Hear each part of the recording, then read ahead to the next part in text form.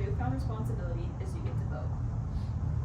But then you remember, old white men decided you don't get to vote, just solely based upon your gender. This is a real problem that women faced before 1919. Today, I'm going to tell you about women's suffrage, the history of the women's suffrage movement, and the impact today of the movement. Many people believe that based upon the name suffrage, it's just suffering, but that's not actually what it means. So what is suffrage actually? It's defined as somebody's right to vote, but women's suffrage is women's right to vote. Women were denied the right to vote solely based upon their gender.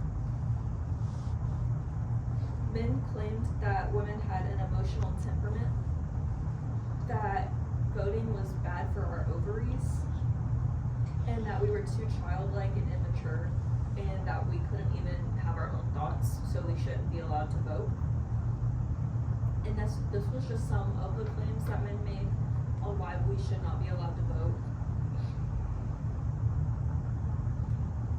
The movement of women's suffrage started decades before the Civil War in 1861.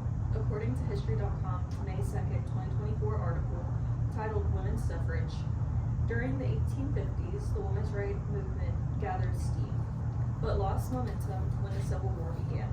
Almost immediately after the war ended, the 14th Amendment and 15th Amendment were added to the Constitution, raised familiar questions of suffrage and citizenship. They also stated in 1869 a new group called the National Women's Suffrage Association, founded by Elizabeth Cady Stanton and Susan B. Anthony. They began to fight for universal suffrage amendment to the Constitution. According to the Library of Congress article titled Women's Suffrage in the Progressive Era, immediately after the Civil War, Susan B. Anthony, a strong and outspoken advocate of women's rights, demanded that the 15th Amendment include a guarantee of the right to vote for women, as well as African American males, in 1869. Anthony and Elizabeth Cady Stanton founded the National Women's Suffrage Association.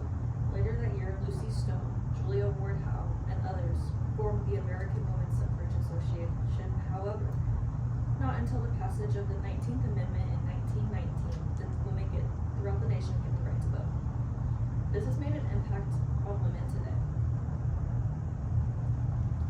According to the National Park Service April 2020 article written by Lily Gidlow, titled Beyond 1920, The Legacies of Women's Suffrage, it stimulated important policy changes, but left many reform goals unachieved. It helped women above all white women find new footings in government agencies, political parties, and elected offices, and in time even run for president, and yet left most outside of the halls of power.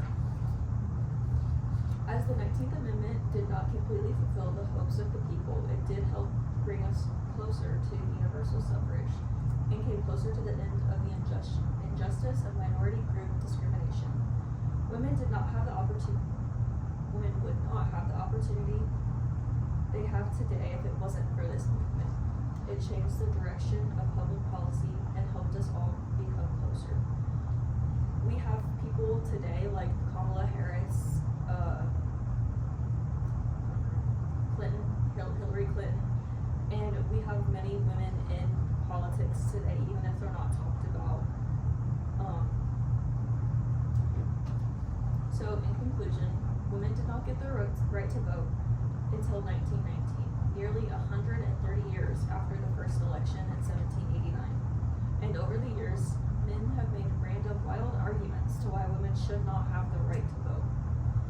There have been many influential women throughout history, like Susan B. Anthony and Elizabeth Stanton, who have fought to give us the rights we have today, and give us the opportunity to be a part of the government and even run for president.